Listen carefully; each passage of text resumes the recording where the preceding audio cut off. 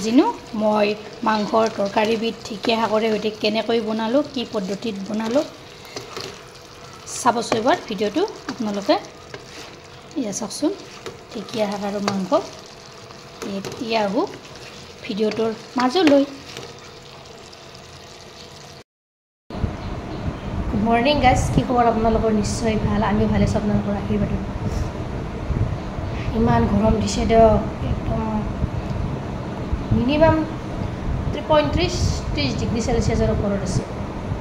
আজি এটা ৰেচিপিৰ ভিডিঅ' আপোনালোকৰ মাজলৈ লৈ আহিছোঁ।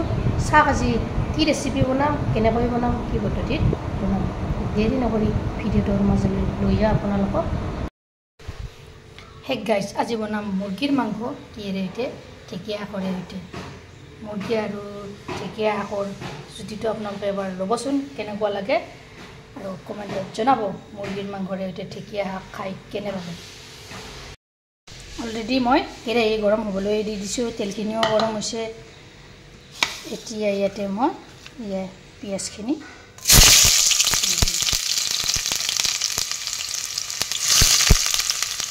অলপ ৰংচঙুৱা কৰি ল'ম।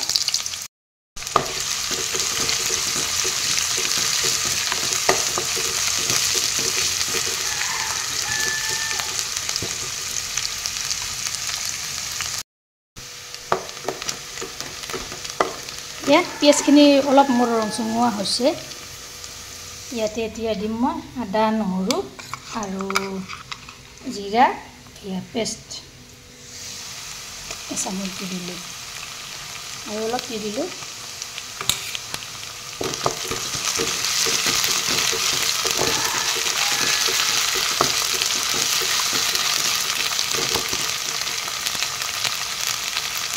ইয়াৰ ওপৰত এতিয়া মাংসখিনি দি দিলোঁ।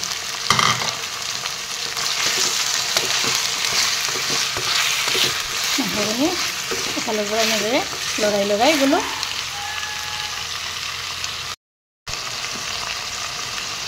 ইয়াতে এতিয়া হালধি গুড়ি দিছোঁ এচামুচ, নিমখ দিছোঁ এচামুচ। এইখিনি এনেদৰে লৰাই ল'ম তলপৰ কৰি।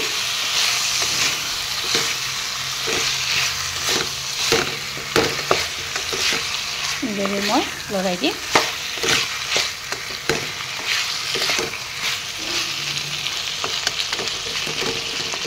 এতিয়া মই গেছৰ জুইটো দি দিম।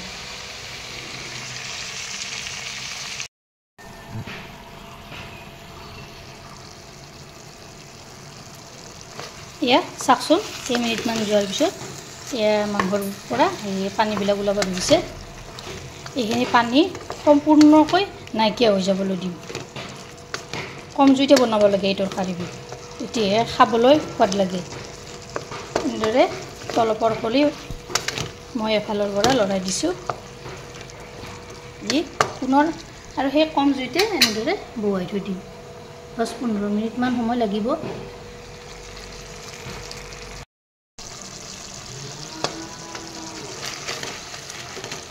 কেইমিনিটমান যোৱাৰ পিছত আৰু মই এনেদৰে মাংসখিনি তলপৰ কৰি লৰাই দিলোঁ।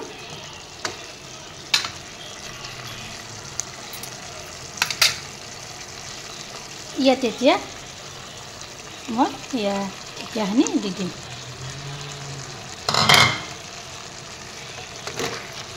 তলপৰ কৰি লৰাই দিম।